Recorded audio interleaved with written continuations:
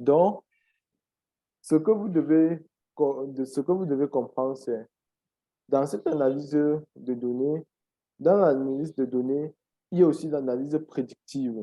Et qui dit analyse prédictive dit aussi l'utilisation des algorithmes prédictifs pour pouvoir prédire certains événements qui fait appel à des algorithmes d'apprentissage automatique. Donc, on ne peut pas mettre cela à côté. Donc, l'analyse de données doit aussi connaître ces algorithmes-là. Comment les utiliser pour pouvoir effectuer une analyse prédictive. C'est aussi important. C'est bon? Oui, c'est bon, docteur. Merci. Oui, monsieur Angela. Merci pour la parole. En fait, ma question, c'est concernant l'exemple de la voiture qu'on a prise. On dit que pour estimer le prix de la voiture, en fait, moi, je pense que pour estimer le prix de la voiture, cela dépendra aussi du taux de la demande sur le marché. On verra s'il y a une forte demande de la voiture, si la voiture intéresse beaucoup de gens. Et c'est par rapport à ça qu'on pourra estimer le prix, voir si le prix doit être à la hausse ou à la baisse. Maintenant, concernant ça, j'aimerais savoir si c'est possible avec les données de faire ça également. OK. Merci pour ton intervention. Forte demande de la voiture sur le marché. Si par exemple on demande plus une voiture sur le marché, on va produire plus la voiture. Et on sera toujours dans les spéculations. On ne doit pas savoir quel est le prix réel de cette voiture, puisque nous sommes dans les spéculations. C'est-à-dire quoi? Nous sommes en train de faire une analyse subjective. On ne se base pas sur les faits. Nous sommes en train de faire des spéculations. Maintenant, pour se baser sur les faits, il nous faut une analyse objective. L'analyse objective, on se base par exemple sur les données de vente de voitures. Peut-être ça. On se base sur les données. Si c'est peut-être une voiture qui a déjà été utilisée, ce qu'on appelle les voitures seconde main, on se base sur les données des voitures vendues qui ont déjà été utilisées aussi. Donc, pas seulement de cette marque-ci, mais d'autres marques aussi. Et après, on va essayer de trouver comment est-ce qu'on peut estimer le prix de cette voiture en entrant dans notre système peut-être le kilométrage, la marque, le type de moteur, la puissance de moteur, nombre de chevaux, ainsi de suite, d'autres paramètres et voir si cette voiture-ci peut correspondre à quel prix exactement et proposer ce prix qui ne doit pas être trop grand, trop faible aussi. C'est bon? Oui, je sais. OK, monsieur Tala, on vous écoute. Merci, monsieur, pour la parole encore. J'avais deux questions. Vous avez parlé dans le data collection, vous avez parlé de deux outils qui avaient deux outils, le OLTP,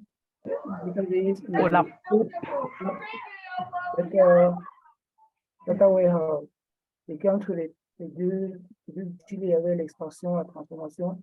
Donc, c'est comme si OLTP restait on collecte et puis peut-être collecte physique et qu'on a entré les données dans l'app pour peut-être les analyser. Moi, beaucoup vous revenez un peu dessus.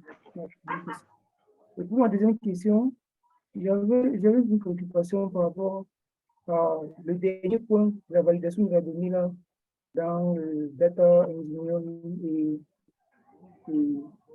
ce que fait réellement un data analysis. Est-ce que dans le cas où le data engineering doit valider la donnée, vous avez dit que lui, il fait que il permet de rendre la donnée exploitable. Est-ce que pour rendre la donnée exploitable, il faut aussi être déjà inclus dans le data analysis? Je ne sais pas. Je vais comprendre quelle est la différence entre encore mieux la différence entre data analysis et data engineering. Merci. Ok, merci pour ta question. Je vais commencer directement par la dernière question, la différence entre les deux. Le data analysis, une analyse des données qui sont déjà prêtes à être analysées, qui sont déjà nettoyées, qui sont déjà transformées. Lui prend la donnée d'analyse. Il effectue une analyse descriptive, exploratoire, prédictive, inférentielle ou bien prescriptive sur ta donnée uniquement. C'est ce qu'il fait. Maintenant, le data engineer, c'est lui qui va partir se connecter sur les différentes bases de données qu'on appelle ici les data mart. Si les bases de données sont différentes, comme on va appeler les data mart, comme j'ai expliqué tout à l'heure, les données qui sont homogènes. C'est lui qui va se connecter sur ça, les agréger toutes ces données-là ensemble. Et après, il va chercher à savoir, est-ce qu'il manque certaines informations dans les données-ci? S'il manque des informations, il va chercher à nettoyer la donnée. Il va chercher à transformer la donnée. Et ensuite, il va sauvegarder le résultat dans une autre donnée qu'on va appeler ça la donnée qui est exploitable. Et c'est la donnée exploitable là que l'analyste de données va utiliser pour pouvoir travailler, pour pouvoir faire toutes les différentes étapes que j'ai citées, que j'ai suscitées. C'est bon? Je comprends, je vois. Donc, c'est un peu ça le schéma. Vous allez comprendre le schéma là, au fur et à mesure parce que c'est quand même du geste. On va comprendre, on va parler de ça au fur et à mesure, on va revenir sur ça au fur et à mesure. C'est-à-dire que si vous restez, on aura 3 mois de formation ensemble et vous allez voir comment vous allez sortir vraiment transformé parce que 3 mois, c'est quand même assez suffisant pour avoir une base solide d'analyse de données et en machine learning. Merci, monsieur.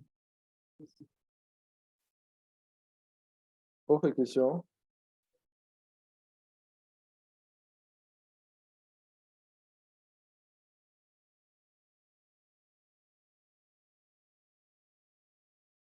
Oui, Jean Pacifique, vous avez la question. Vous avez d'abord, pardon. Oui, bonjour, merci de m'accorder la parole. Tout d'abord, je voudrais saisir de l'occasion pour vous remercier d'avoir organisé cette formation pour nous. Et puis ma question Merci.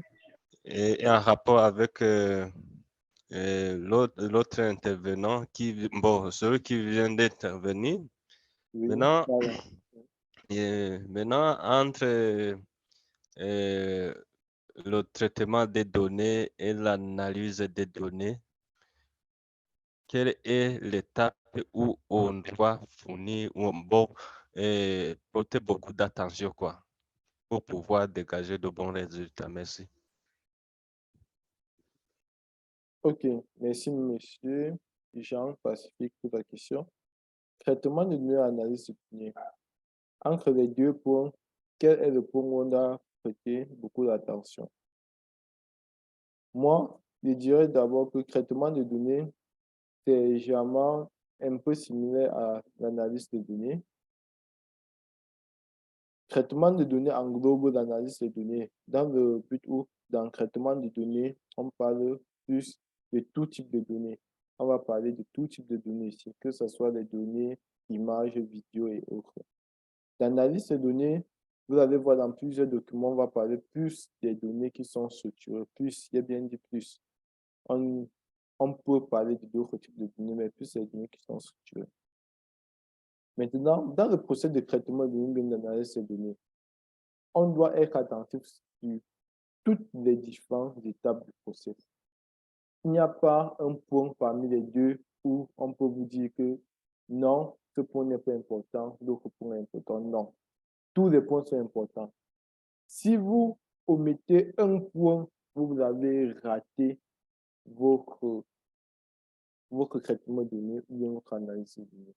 Si, par exemple, durant la phase d'analyse de données, vous avez oublié une donnée aberrante, après, vous voulez remplacer les données, vous faites la moyenne pour remplacer. La donnée aberrante va venir biaiser toutes les différentes informations. Donc, tous les points sont importants, quasiment importants tous les points.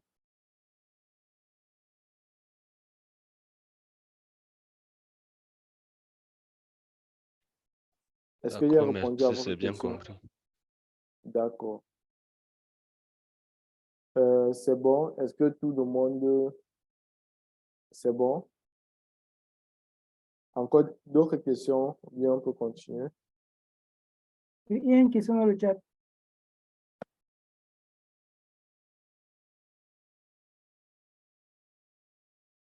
OK. Est-il envisageable de créer des data mart avant de mettre en place les entrepôts de données? L'idée est d'obtenir des données homogènes dans l'entrepôt de données. Non, non, non, non, non, non, c'est pas envisageable. Puisque les data mart peuvent être à l'intérieur de l'entrepôt de données. Non, l'inverse n'est pas envisageable.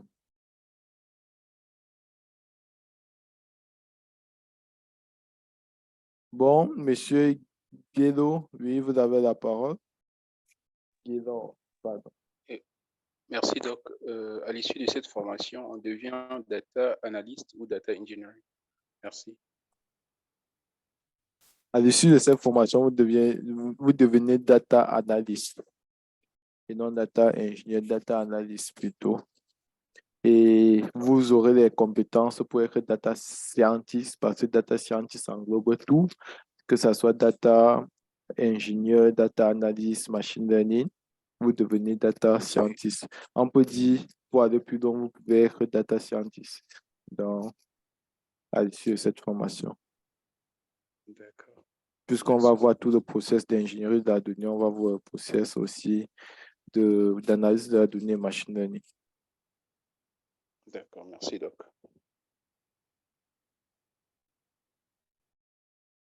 Oui, monsieur Jean, il y a encore une question, puisque je vois votre main est toujours levée.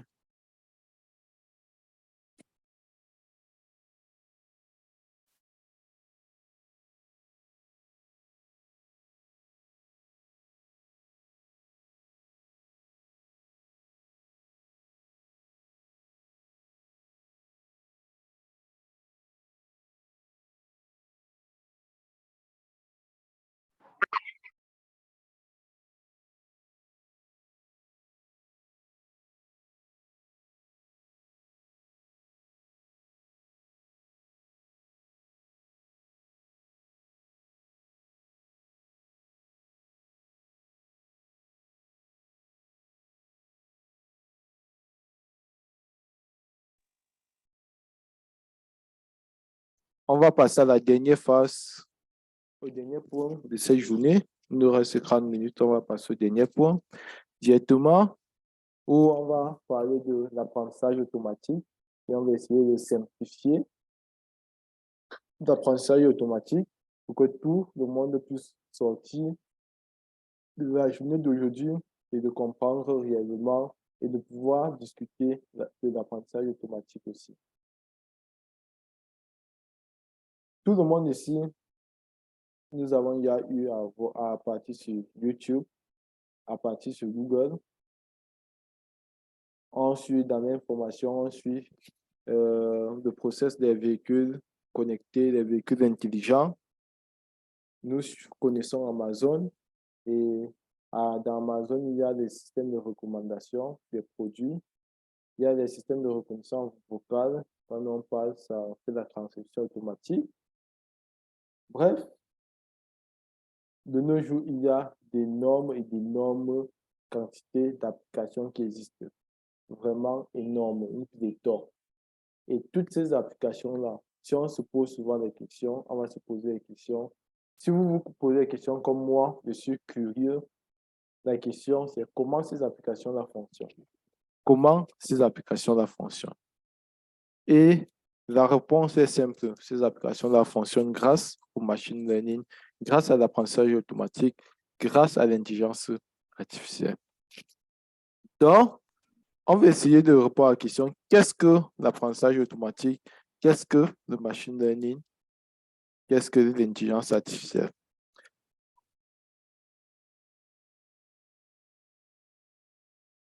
On va aller simplement.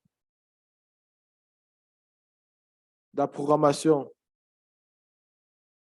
Qui n'a jamais eu à faire la programmation ici?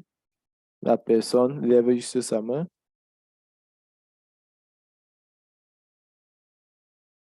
Oui, une personne. 2.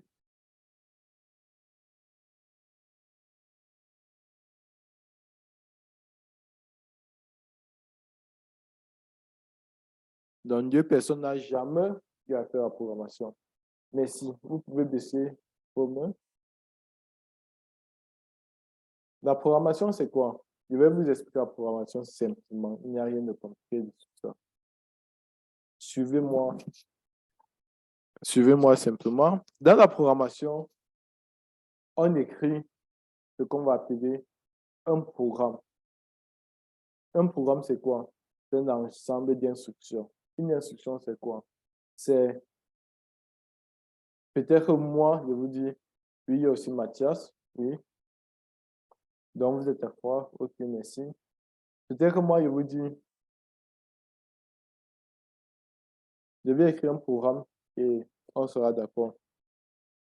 Le programme, c'est quoi? Le matin, lève-toi pour aux toilettes. Après les toilettes, prends ton petit déjeuner. Tu peux prendre avec le café, tu peux prendre le café serré. Après, il faut aller prendre le bus pour aller à l'école. À l'école, suis ton cours. Le soir, rentre par le bus. À la maison, lave-toi, mange, étudie et va te coucher à 23 heures. Voilà un programme que j'ai écrit. Toutes les lignes de mon programme, c'est ce qu'on appelle des instructions. Le matin, lève-toi. C'est une instruction. C'est la même chose qu'on fait, qu'on appelle programme. C'est un programme que j'ai écrit. Tout ce que j'ai dit. Donc, si vous regardez votre journée de travail, c'est un programme que vous êtes en train de faire. Vous vous levez, vous vous comportez d'une manière, c'est un programme. C'est le programme là-bas. Maintenant, dans le programme, pour que le programme fonctionne, on a besoin de quoi? On a besoin des données. Les données, c'est quoi? Les entrées, les inputs. On a besoin des données. Quand on dit le matin, lève-toi à 8 heures, prends le petit déjeuner. Fais ci, fais ça. Le petit déjeuner là, ce sont les données. Si tu ne prends pas le petit déjeuner, tu ne peux pas aller à l'étape suivante. Ce sont les données là-bas. Et quand tu prends le petit déjeuner, quand tu finis ta journée à 23 heures, on a la sortie. C'est la sortie du programme. Le programme a été de la journée. On a exécuté ça. Quand vous voulez vous marier, vous sortez un programme. C'est le même programme qu'on écrit ici. Il y a des étapes avec des heures que vous devez faire et vous devez respecter. Les étapes là sont des instructions. Donc, c'est ce qu'on appelle encore programme. Et à la fin d'une instruction, vous pouvez vérifier la sortie, si la sortie était réussie ou pas. Si vous vous mariez, vous savez qu'à 12 heures, vous devez être marié. Le jour du mariage, vous vous rendez compte que une personne que la mariée a refusé de vous épouser. L'instruction là n'est pas validée. Et la suite du programme, on ne travaille, on n'effectue plus la suite du programme.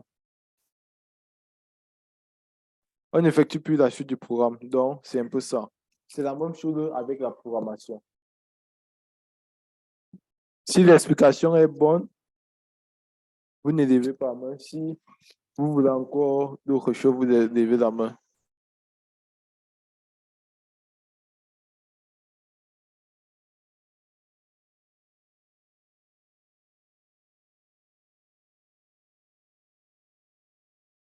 Ok, je pense que tout le monde a compris la programmation.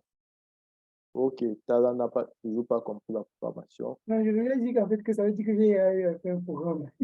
Ah, ok.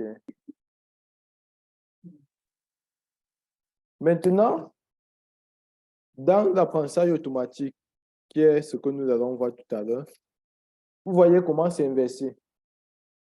Au lieu d'avoir le programme au début de la journée, avant le début de la journée, vous écrivez le programme que vous devez suivre la journée.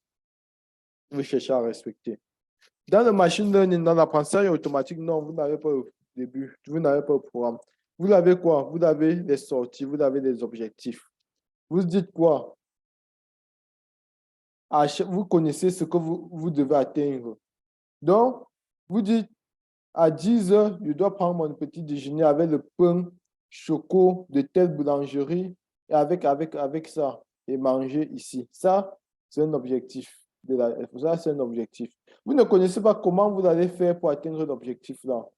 Donc, vous avez les données, vous avez l'objectif et à la fin, à la sortie, vous avez votre programme maintenant. De la fin de la journée, vous avez votre programme. Donc, c'est ça l'apprentissage automatique. On inverse, on ne connaît pas la sortie. On combine les données, l'entrée et la sortie pour avoir le programme. Pour vous expliquer clairement, regardez. Est-ce que c'est la magie ou on a l'entrée et la sortie? Non, ce n'est pas la magie. On va vous expliquer ici. Il s'agit plutôt de jardinage, de programmation. Quand on va vous parler de programmation demain, pensez au jardinage, pensez au jardin.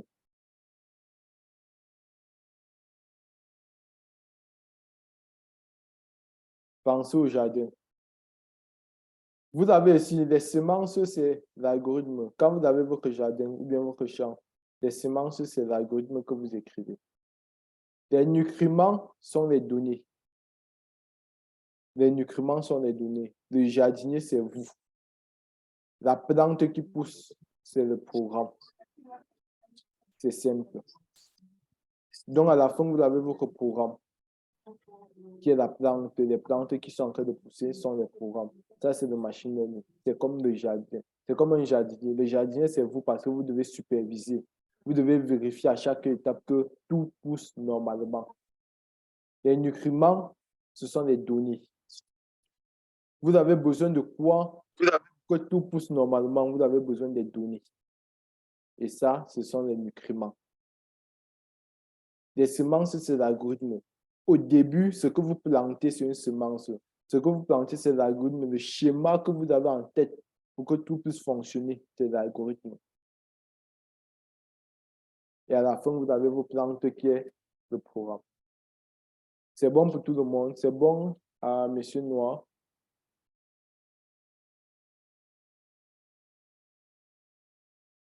OK, je pense que c'est bon pour tout le monde. Maintenant, le machine learning. Celui qui a donné une bonne définition machine learning s'appelle Arthur Samuel. C'est en 1955, si j'ai bonne mémoire. C'est un type d'intelligence artificielle qui fournit aux ordinateurs la capacité d'apprendre sans être explicitement programmé. Donc, l'ordinateur a la capacité d'apprendre sans être explicitement, on n'a pas dit implicitement, on a programmé implicitement ce que l'ordinateur doit faire. Mais explicitement, il y a certaines actions que l'ordinateur peut effectuer sans qu'on ait écrit ça dans son code. Je vais prendre l'exemple, si au départ, l'ordinateur, tout le monde utilise un ordinateur ici, j'imagine. Nous savons que l'ordinateur n'est pas intelligent. L'ordinateur peut faire une seule chose, c'est effectuer les calculs. Quand on donne les entrées à l'ordinateur, on écrit ce qu'on va appeler notre programme. Comme je vous l'ai dit tout à l'heure, notre programme. L'ordinateur va effectuer les calculs et nous donner notre sortie. Maintenant, il y a une question que je pose toujours. Est-ce que tous les problèmes ici, est-ce que tous les problèmes on peut résoudre par calcul? Donc, tous nos problèmes peuvent-ils être résolus par calcul? Par exemple, si on vous donne un chat ici à l'entrée, quel algorithme ou bien quelle équation on va écrire? On va dire à l'ordinateur que l'ordinateur doit savoir que celui-ci c'est un chat ou bien c'est un chien. Ça n'existe pas. Et ce problème est au centre d'interrogation de l'intelligence artificielle de nos jours. Et l'un des pères fondateurs de l'intelligence artificielle, qui est Alan Turing, dans son article qu'il a publié en 1952, a dit à lui-même que est-ce qu'une machine peut faire ce que l'homme peut faire? Est-ce qu'une machine peut penser? En tant qu'homme, on peut boire la bière, on peut jouer aux échecs même, on peut danser, on peut jouer au football, on peut faire plein de choses en tant qu'être humain. Est-ce qu'une machine peut aussi faire ça? Pour répondre à cette question, il y a Tom Michel en 1988 qui, lui, a défini l'intelligence, le machine learning, l'apprentissage automatique comme le processus d'apprendre avec le temps et l'expérience. Comment on peut améliorer ce qu'on fait avec le temps et l'expérience? Quand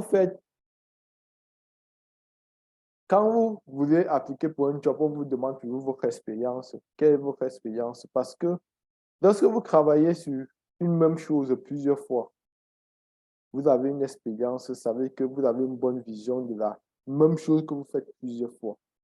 Et Tom Michel définit ça en 3 points, machine learning en 3 points. Donc, comment améliorer les performances P d'un système?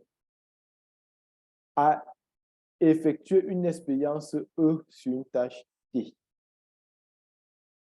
Donc, comment les performances P d'un système doivent s'améliorer grâce à N expériences E à effectuer une tâche T.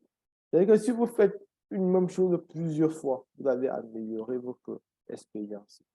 Vous faites plusieurs choses plusieurs fois, vous allez améliorer votre expérience. Vous faites ça plusieurs fois, vous améliorez votre expérience. Et là, ça va vous permettre d'avoir vraiment une très bonne expérience dans le domaine.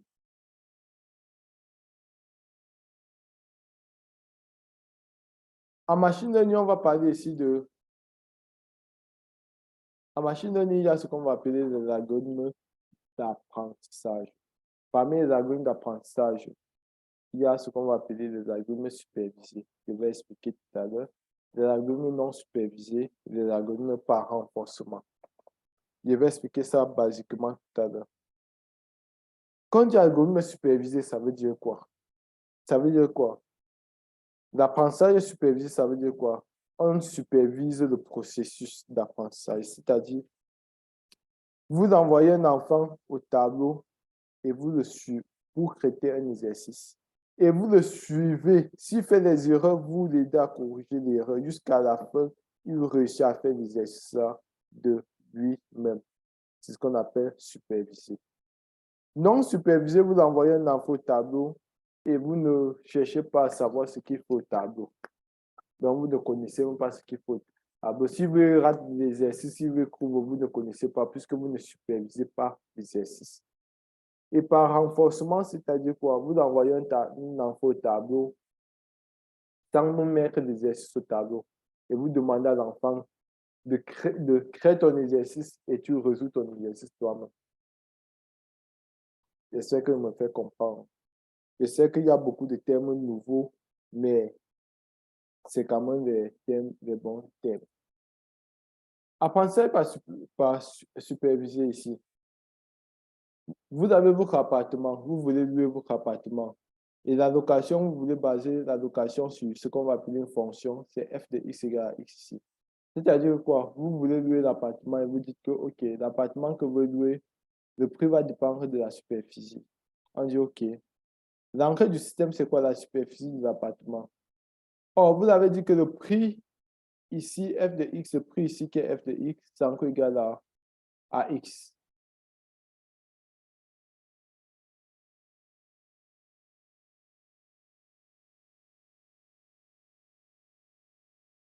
Donc, vous avez dit ici que le prix f de x est encore égal à x. Je ne sais pas pourquoi.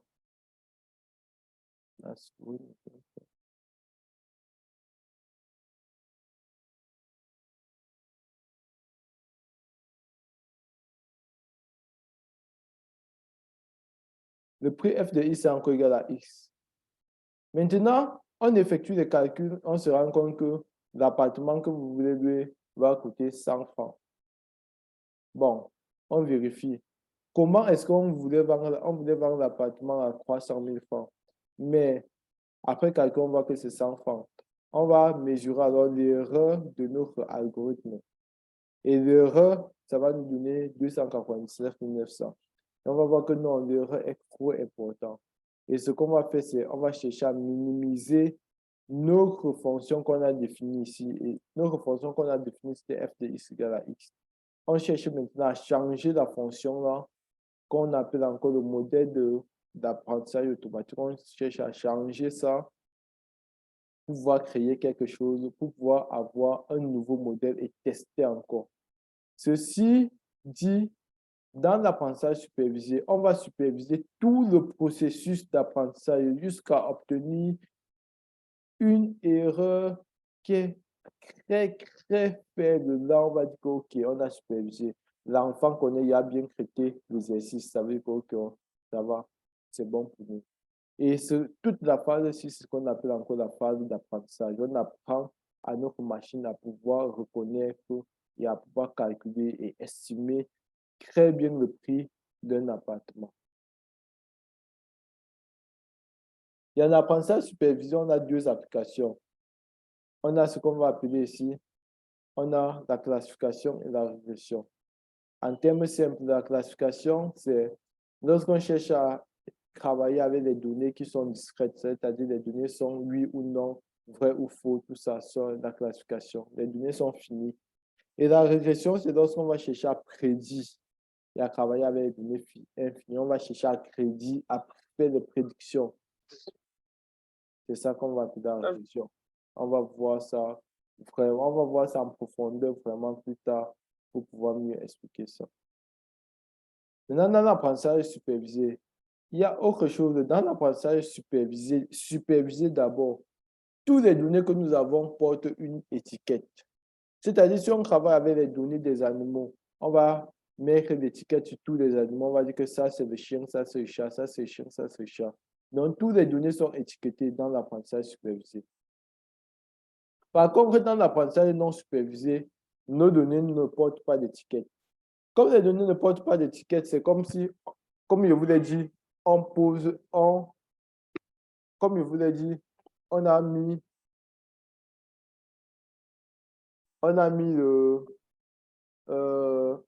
la question, on a mis un exercice au tableau d'un enfant, on ne lui a pas donné, on ne supervise pas comment, on ne s'en fout de comment il fait pour résoudre le problème, on s'en fout, on ne supervise pas. Maintenant, comme on ne connaît pas, l'enfant, pour résoudre l'exercice, il va se baser sur quoi? Sur les similarités et les différences.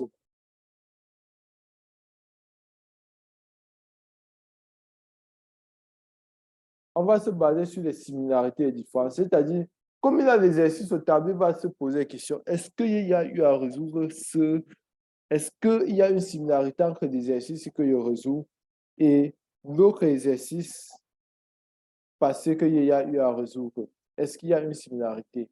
C'est ça, on se base sur les similarités. Est-ce qu'on se ressemble? Est-ce que les exercices se ressemblent?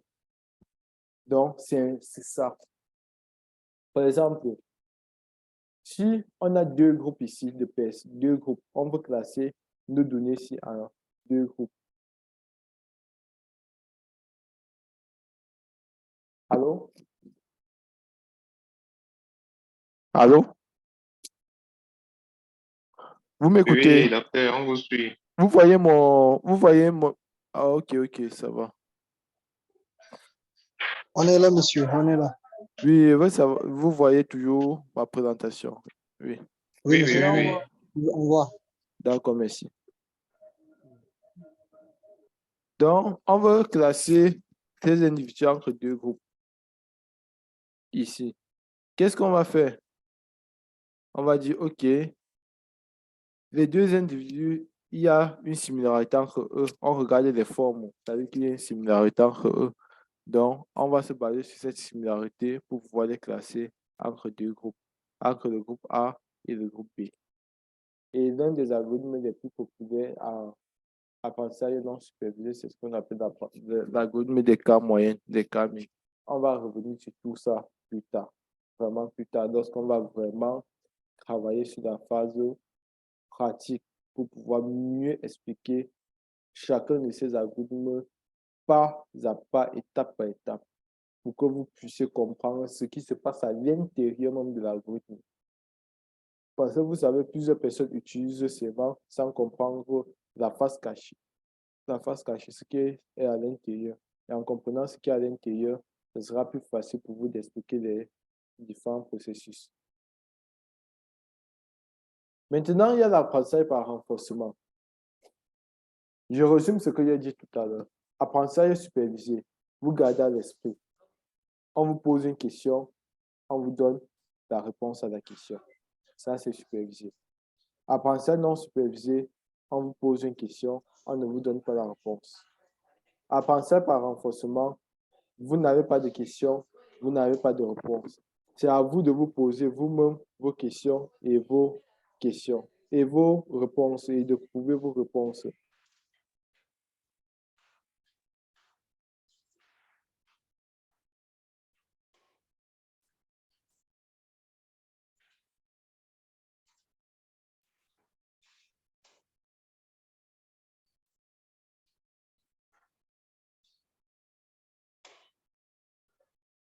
Donc, par exemple, si on prend par exemple ici, vous avez un agent. On va prendre un exemple simple, un agent, pour expliquer l'apprentissage par renforcement. Un agent, comment ça fonctionne? Vous avez un agent ici, c'est comme un ordinateur. Lui, il interagit avec son environnement. Après, je vais prendre un exemple simple. Pour ceux qui disent que pas avec les thèmes techniques d'après, je vais prendre un exemple simple, vous allez comprendre. Vous avez un agent, il doit interagir avec son environnement. L'agent doit effectuer certaines actions dans son environnement. Maintenant, en effectuant des actions dans son environnement, il peut arriver qu'il modifie l'état. L'environnement peut modifier l'état de l'agent. Maintenant, l'agent peut recevoir des récompenses positives ou négatives en fonction de son interaction avec l'environnement. Et le but de l'apprentissage par renforcement, c'est de pouvoir choisir les actions pour pouvoir maximiser les récompenses. Reward ici, c'est récompenses. Donc, tout le monde aime les récompenses. Or, l'agent peut recevoir les récompenses positives et les récompenses négatives. Mais nous tous, nous savons que quand vous êtes en classe, on vous donne plus 1, c'est mieux qu'on vous donne moins 1.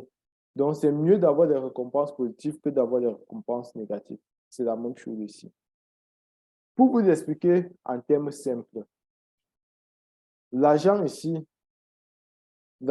c'est qui? L'agent ici, c'est...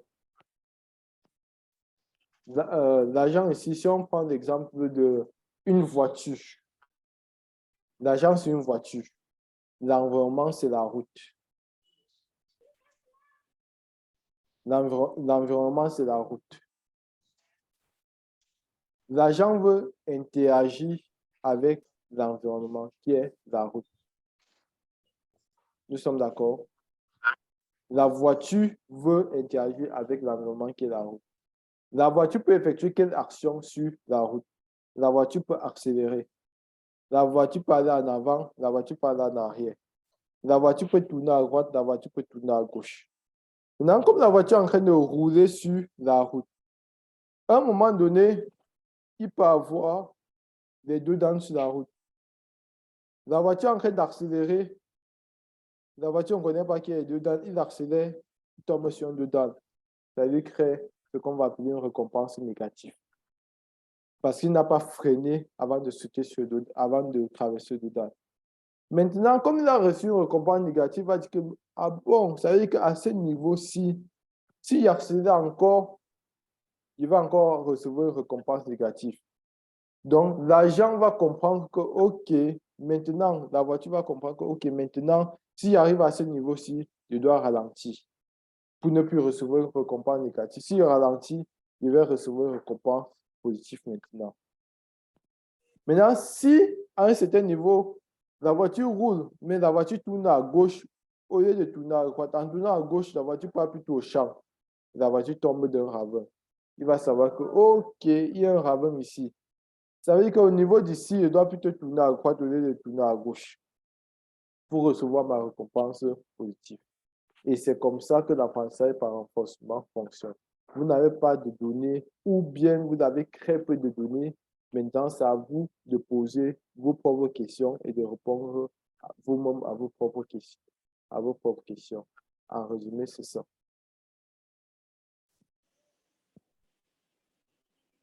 Maintenant, en pratique, le machine learning en pratique. En pratique, le machine learning permet la compréhension du domaine des connaissances préalables et des objectifs. Le machine learning permet l'intégration des données, la sélection, le nettoyage, le pré-traitement. Et c'est intéressant parce que lorsque vous faites l'ingénierie de la donnée, vous pouvez aussi connaître le machine learning. Pour faire la sélection des données, souvent on a besoin des algorithmes de machine learning pour faire une sélection optimale de la donnée. Pour faire le nettoyage de la donnée ou le pré-traitement, on peut aussi utiliser le machine learning pour nous aider à détecter les valeurs aberrantes. Dans notre jeu de données, on utilise le machine learning aussi. Donc, c'est très important de savoir aussi. L'apprentissage de modèles. Pour concevoir nos modèles et faire l'apprentissage de modèles aussi. L'interprétation des résultats. Ça nous aide à mieux interpréter nos résultats aussi. Ça nous aide à consolider et déployer les connaissances découvertes. On a effectué une bonne découverte de connaissances. Comment on peut déployer cela? Des connaissances que nous avons découvertes. Ça, c'est grâce au machine learning. Et le machine learning, vu comme un process, au début, on peut définir des objectifs. La définition des objectifs doivent être mesurables et quantifiables. Donc, c'est ce qu'on appelle les objectifs doivent être mesurables et quantifiables. On doit mesurer l'objectif, on doit quantifier. On doit utiliser cette étape pour apprendre à propos du problème. Ensuite, on a la préparation des données. On doit normaliser, transformer et gérer ce qu'on va appeler les données aberrantes. Et ensuite, il y a la conception du modèle. Quand on conçoit le modèle, on peut maintenant séparer les données, on peut faire l'ingénierie, on peut voir quelles sont les performances qui vont nous aider. Et ensuite, on doit évaluer le modèle. C'est là où on va parler des métriques qu'on va utiliser et enfin, on va déployer le modèle. Donc, généralement, ce qu'on fait dans la séparation des données, dans la sélection des caractéristiques, dans l'estimation des performances, c'est quand vous avez un problème en machine learning, vous devez vous dire que, OK, si je fais l'algorithme supervisé, j'envoie dans vos tableaux, je supervise. À la fin, je dois vérifier est-ce que l'enfant trouve exactement les mêmes réponses que j'ai trouvées? Et on vérifie, on calcule l'erreur jusqu'à l'erreur de FNB.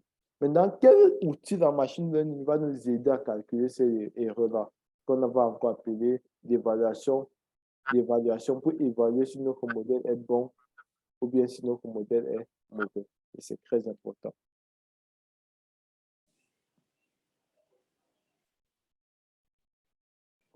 Donc, c'est tout ce que nous avons préparé pour vous cet après-midi. Et il est exactement 15h moins 2 minutes. On va prendre quelques questions. Et les questions que vous aurez, n'oubliez pas, il y a sur la plateforme Retime, il y a le chat là-bas.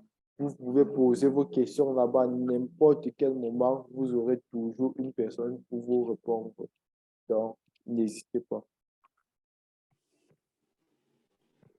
Si vous voulez poser des questions, vous levez la main. On va prendre quelques questions et on va conclure pour cette première journée.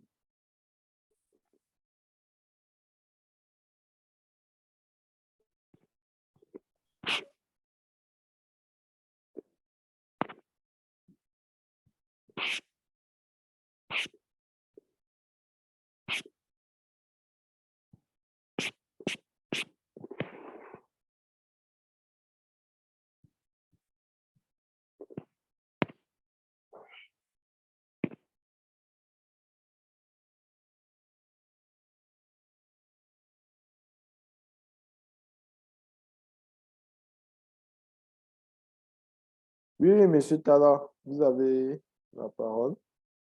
Merci encore pour la parole.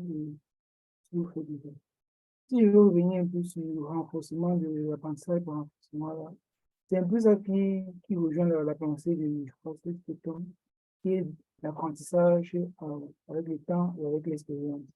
Donc, plus tu rencontres des difficultés, tu cherches en répondre à ces difficultés-là avec les outils que tu as. C'est pour ça que l'apprentissage par renforcement vient répondre, si j'ai bien compris. Oui, merci. En fait, tous les types d'apprentissage utilisent les 3 points de Tom Michel, amélioration de la performance en faisant plusieurs expériences pour pouvoir améliorer la tâche d'effectuer un projet P. Quand tu vas travailler sur l'algorithme supervisé, quand tu envoies un enfant au tableau, tu supervises. L'enfant va faire plusieurs erreurs, tu vas corriger.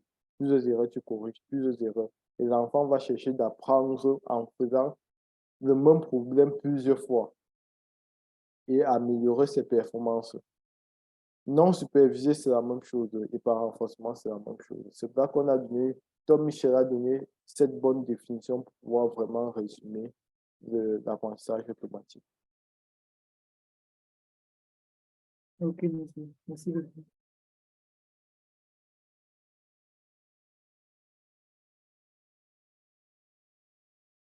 OK, la page 44.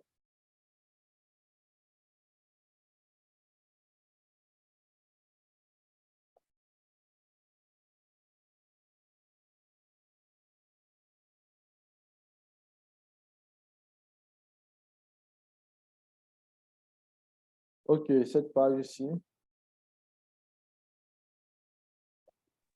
Oui, c'est ça, Doc. Merci Oui. beaucoup.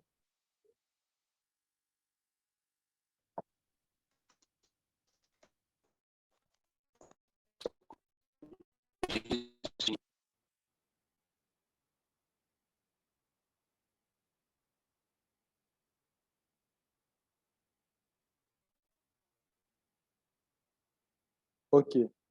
Bon, Monsieur Junior, oui, vous avez la parole.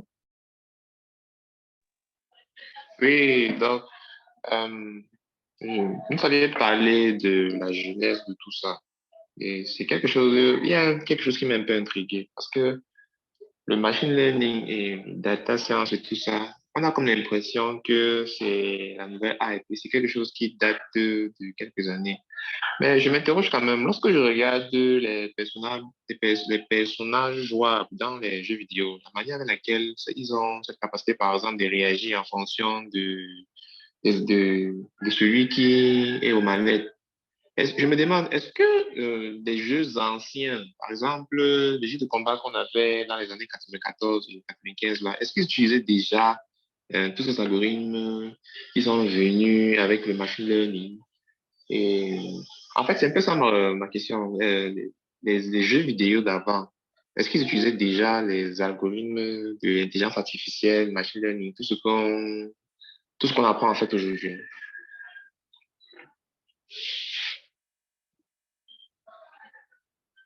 OK, merci vraiment pour cette question. Euh, oui, les jeux d'avant, très bien, puisque nous avons tous joué à ça. Ils utilisaient ce qu'on va appeler l'intelligence artificielle. C'est vrai que, comme on a focalisé cette formation sur machine learning, il n'est pas voulu étendre l'horizon à l'intelligence artificielle.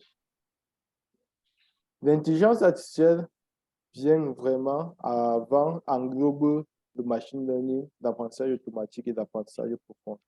Et dans l'intelligence artificielle, on trouve d'autres types d'algorithmes qu'on va appeler des algorithmes, vous allez m'excuser du terme technique, algorithmes méta-heuristiques et des algorithmes heuristiques. Ce sont des algorithmes qu'on implémentait avant dans les jeux vidéo, puisque ça n'avait pas besoin d'une bonne quantité de données. Ce n'était pas gourmand en données comme les algorithmes de deep learning aujourd'hui et c'était des algorithmes de machine learning. Tu n'avais pas besoin de vraiment être trop gourmand puisque depuis les années 50, si on vous dit qu'on a inventé le premier chatbot en 1966 et le nom était Elisa, donc vous comprenez que le chatbot ne date pas de maintenant, ça date depuis les années. Et ces logiciels-là utilisaient bien évidemment l'intelligence artificielle. Certes, ce n'était pas d'une façon assez avancée, mais ça utilisait. Et ce qui limitait beaucoup le développement de ces technologies-là, c'est les données. Il n'y avait pas assez de données. Il y avait les données, mais pas de quantité suffisante.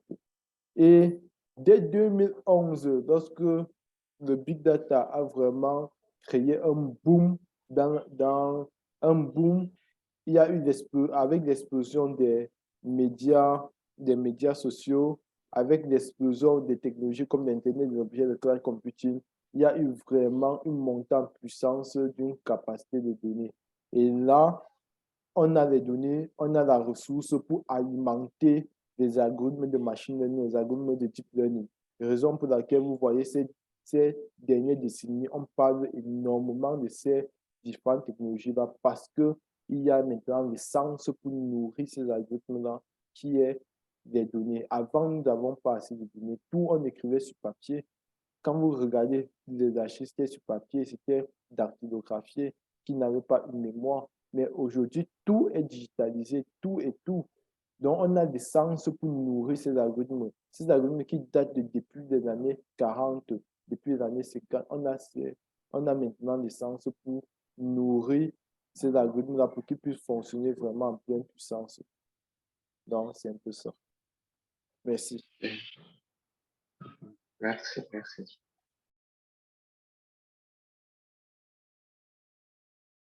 Oh, il y a une main qui est levée. Oui, Mr. Afo, you have the floor. Bonjour monsieur, merci pour votre formation. J'ai deux questions. La première question, c'est comment déterminer le critère. Donc, c'est par rapport à l'apprentissage par renforcement. Donc, pour pouvoir entraîner l'engin, comment déterminer le critère sur lequel on va l'entraîner. Et la deuxième question est de savoir à quel niveau on peut savoir que l'engin est suffisamment entraîné pour pouvoir modéliser l'analyse. Merci. Ok. Ok, merci. Merci bien pour la question. Donc, tu veux savoir quelles sont les métriques d'évaluation des performances dans un algorithme d'apprentissage par renforcement. C'est ça? Oui, monsieur. Ok.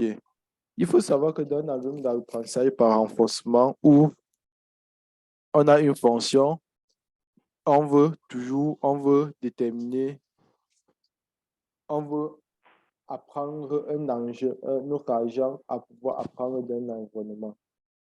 Les métriques d'évaluation ici sont aussi similaires aux métriques d'évaluation dans le machine learning en général. C'est-à-dire, on va toujours chercher à savoir comment est-ce qu'on peut mesurer la précision de l'engin d'un environnement neutre. On va apprendre l'engin à fonctionner dans un environnement ponctuel X. Et après, on va mettre l'engin dans un environnement neutre. Et là, ça va nous permettre de savoir et là, on va mesurer la précision. Est-ce que l'engin qu'on a appris à rouler sur cette route, est-ce que l'engin peut aussi rouler très bien sur une autre route? Là, on va dire que oui, on va mesurer la précision, et on va mesurer l'exactitude, le taux de bon classement. Et là, on va dire que, OK, notre algorithme est très bien.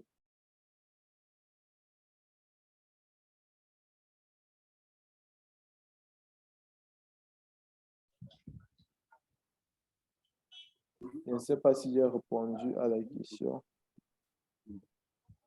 D'accord, monsieur. Merci. Parce que, par exemple, les métriques que vous allez utiliser, bon, sur mes excuses, je vais donner ça en anglais.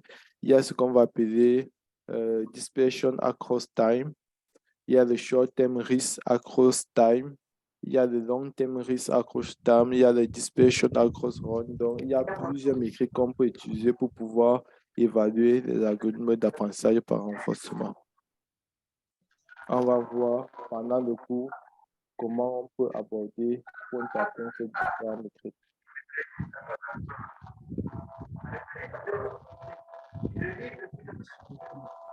OK. N'oubliez pas, si vous avez des questions, vous postez dans le chat de retiming. Maintenant, Demain, qu'est-ce qu'on va voir demain à partir de 12h? Et je vous conseille, pardon, d'être toujours connecté comme certaines personnes ont pris la peine d'être connectées. Dès 11h30, il y avait près de 10 personnes connectées. Donc, prenez la peine d'être connecté avant. Donc, demain, on va voir des applications d'analyse de données et du machine learning. On va voir les étapes d'un projet de data analysis et du machine learning. Et on va voir les outils généraux et leurs utilisations en machine learning et en deep learning. Et ça, c'est le programme de demain. Donc, sur ce, je vous remercie vraiment, vous tous, parce que ça nous réjouit d'organiser une telle formation et de vous voir si enthousiaste de pouvoir participer à une telle formation. Et nous devons aussi prendre la peine pour vous remercier de votre temps que vous avez consacré pour être ici avec nous et pour pouvoir échanger sur cette thématique, sur ce domaine qui est vraiment très important. Et on pense que nous pouvons construire quelque chose de solide ensemble. Donc, je vous remercie vraiment et bonne soirée. Je sais que c'est samedi. N'exagérez, ne vous amusez pas trop ce soir parce que demain, nous avons encore une autre session. Ok, monsieur. On se met que vous remercions. Ok. Merci. Donc, pas d'exagération. Demain, nous avons une autre session. Donc, à demain à tout le monde et bonne soirée. Et toute l'équipe vous remercie pour votre Merci. présence. Merci. Merci beaucoup, Doc. On vous remercie aussi. Merci beaucoup.